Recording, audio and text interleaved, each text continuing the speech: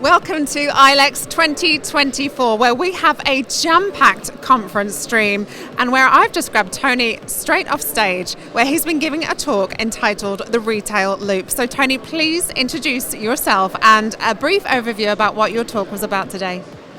Yeah, my name's Tony Mannix. I'm the Retail Strategic Advisor for GXO. So what that means is I spend my time helping retailers understand what's coming next, what they can do to improve their ways of working from a supply chain perspective, and speaking at events like this and talking about the stuff in the industry. My background is retail supply chain over many years, and as a consequence I've got an understanding of the subject matter. The retail return loop piece I've just been speaking about was trying to help people understand about circularity.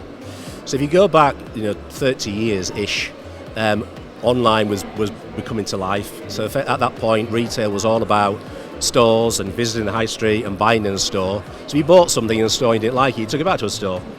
If you now buy online, you send it back to the online provider and you get a refund, and that inventory then has to be processed in such a way that the next customer then sees it as new. Now that might be reboxing something, relabeling something. If it's a linen dress, it might need steaming or pressing because it might have just got damaged in transit in terms of just being creased. So the whole idea is, how do you do that efficiently? So and therefore what we've created is a very circular economy. We've got things being bought, things being returned, things going back out again. Now that's good for the new stream, but you've also then got to think about, what do I do with things that are not quite perfect? So part of my discussion was around, how do you deal with that from a fashion perspective, how do you deal with it from a tech perspective, because we look after televisions and laptops, all sorts of tech, in the same way that we look after clothing. So that if someone decides that it's not for them, or it's got a fault, how do we stop it going to landfill? How do we turn it back into full value inventory? If it's not quite perfect, is there another channel we can sell it through so that the customer knows exactly what they're buying? They know it's not quite perfect, but it's still owned by that brand. And then more recently, businesses have started looking at things that are pre-loved, so genuinely competing with things like Vinted and Depop, where you're a brand and you want to own that relationship. So you sell the inventory back to me, I will then reprocess it, identify it as pre-loved inventory. For another customer who might be searching for something that's more vintage, or something that's not in the current range, or equally just something that they like the look of. But that ownership of the brand, and it's all about driving ultimate sustainability. The more things that can be sold multiple times obviously means there's less things that get manufactured, which therefore uses less natural resources, there's less cost of shipping, because actually you're making inventory work harder as opposed to filling holes in the ground. And that's what I was talking about. And what interested me at the end there was how you balance out the cost and the footprint, right, of where that cost is going, and actually you mentioned something about 50p and 75p. Yeah. If you could highlight on that as well. What used to happen was that it was a simple economic equation. Something's coming back, it's not quite perfect. Is it worth the effort to make it perfect?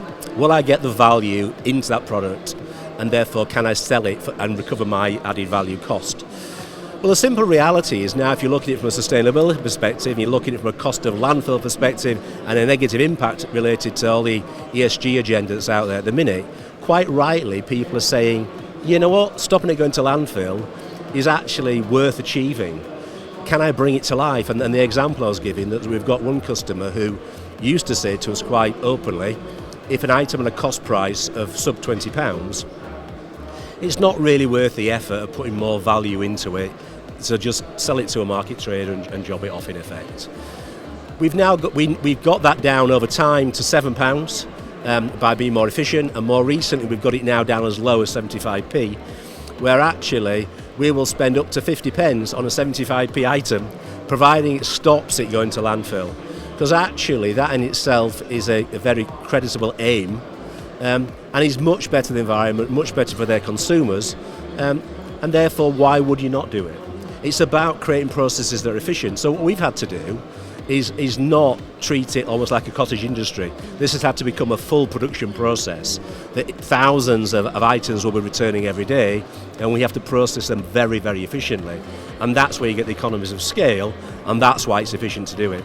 If you're trying to do a single item on your own, you wouldn't be able to justify it.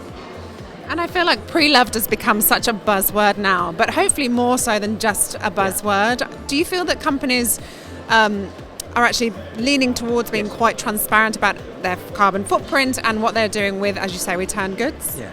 Well, pre-loved is a massive thing. I mean, there's a stat that was in the press a few weeks ago saying that 10% of global fashion is now second-hand or pre-loved. It's a massive number. So I suppose if you're a brand and you don't think about it, you're excluding 10% of your customer base, potentially.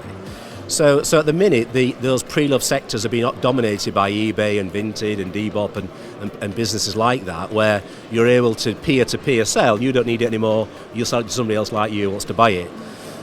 But what brands are starting to see is that actually, why don't I ask you to sell your unwanted item back to me? And I'll then give you vouchers to spend with my brand to buy something else, but I'll then convert that item and find a customer who might want it. Now, the beauty for that from a consumer's perspective is if you're buying a pre-loved item on a brand's website, you know it's their product.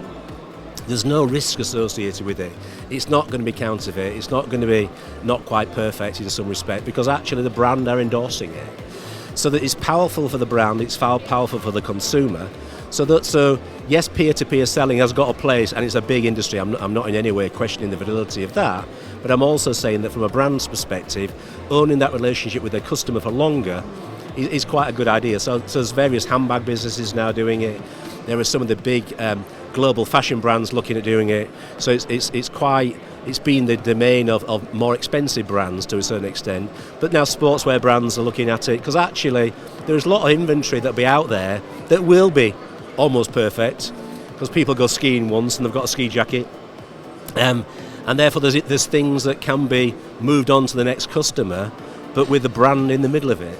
And what we're doing is creating those capabilities. Oh, I'm finding it so interesting, Tony, everything you're saying. So lastly, for those companies that aren't lucky enough to be attending the show today or tomorrow, what's the entry point, and is there a way that you can help them or find a way into this? Yeah, I mean, as a business, GXO is global, so we operate around the world in about 1,000 plus sites, and our capability set is in different verticals. So we do tech, and we do fashion, and we do food, and therefore the idea is that we can create solutions for big organisations who want a very bespoke thing for them, but we've also got capabilities to create what we call shared use capabilities. So we might have multiple people sharing a facility or sharing a capability. So if you're a smaller and growing business, we can effectively put you into a site alongside other people that may well be bigger than you. So that gives you some very, very immediate economies of scale, and therefore makes it easy for you to move into things that you may well have felt what you were not yet big enough for. So whether that's looking at helping you with fulfillment or returns or click and get capabilities or some sort of added value processes, or a different segment of our business in terms of food or food services or tech, we can help you with that whether you're big or small. You know, some of our smallest customers may well have been a good idea straight out of university, and some of our biggest customers are big global multinationals. And our principle is that we want to help everybody on their journey, because if we build a relationship with a customer, we want that customer to be with us for life. And as they grow, we evolve with them.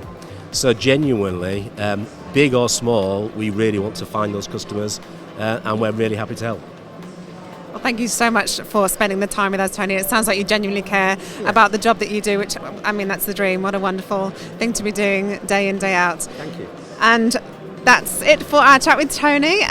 There's so much more to come on stage, and we'll be joining you later on in the show.